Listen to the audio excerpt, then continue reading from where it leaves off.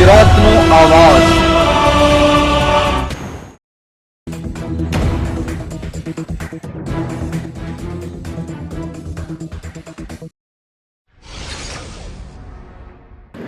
આણંદ જિલ્લાના Balej general hospital multi speciality ICU and trauma સેન્ટરમાં વધુ એક સફળ સર્જરી કરવામાં આવી।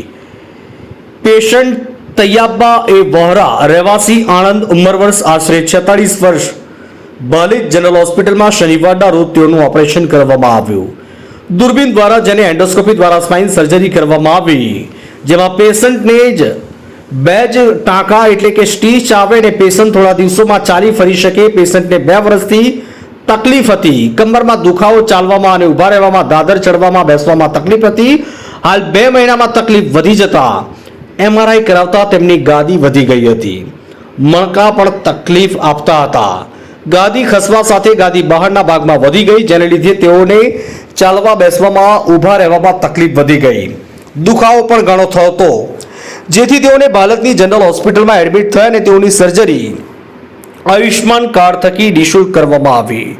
ત્યારે બાલેજ જનરલ હોસ્પિટલમાં પણ આ સર્જરી એન્ડોસ્કોપી દ્વારા કરવામાં આવનાર પહેલી સર્જરી હતી, પણ અલ્લાહનો લાખો કરમ અને તેની હર ઇન્સાન લાચાર અને બેબસ હોય તેના કરમથી ઓપરેશન સફળતાપૂર્વક પૂરું કરવામાં આવ્યું અને પેશન્ટ હાલ સ્ટેબલ છે। પેશન્ટની તકલીફમાં સુધારો પણ છે। અમારો સિદ્ધાંત એક જ છે કે દરેક સમાજના માથા ઉપરથી મેડિકલ એટલે કે સારવારનો બોજ ખર્ચ 50% થાય, સારી ક્વોલિટીની સારવાર મળી રહે, યોગ્ય માર્ગદર્શન મળે અને સાચી સલાહ, સચોટ ઇલાજ અને રાહત દરે સારવાર મળે ત્યારે બનતા તમામ પ્રયત્ન કરીએ છીએ।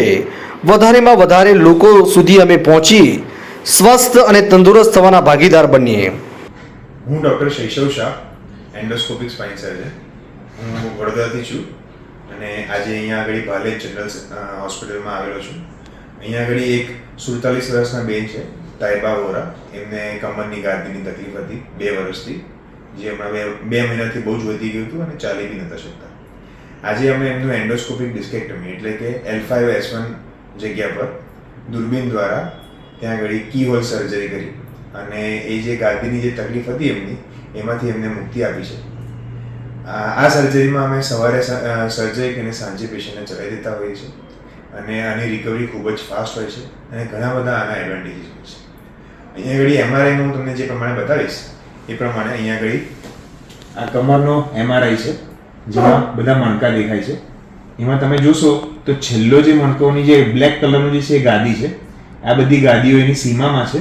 આ તમે L5S1ની ગાદી જોશો, આ L5 છે અને આ S1 છે, એની ગાદી પાછળ આવીને આ જે નસ હોય એ નસ પર દબાણ આપે છે।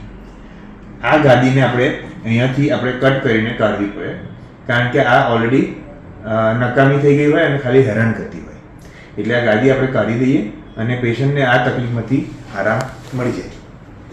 ત્યારે વધારેમાં વધારે લોકો સુધી બાલેજ જનરલ હોસ્પિટલની સેવાનો મેસેજ પહોંચાડી તમારા સારા અનુભવ જણાવશો। એકવાર તમારી કોઈ પણ તકલીફ માટે બાલેજ જનરલ હોસ્પિટલની મુલાકાત લેશો, જેથી કરીને તમારી તકલીફની અમે રાહત દરમાં સેવા કરી શકીએ અને આયુષ્માન કાર્ડ થકી મફતમાં થાય તો પછી આ તમારી હોસ્પિટલની આજે જ મુલાકાત લો અને મુલાકાત લેવા માટેની મુહિમ અને દાવત પણ ચલાવશો। તમારો સાથ સહકાર મળતો રહે ને ઇજ્જત અને મોહબ્બત તમે બાલેજ જનરલ હોસ્પિટલને આપી છે તે આપતા રહેશો। ફરી મળીશું એક નવા કેસ સાથે। Balej general hospital and management team, આણંદથી બસર ચિસ્તીનો રિપોર્ટ।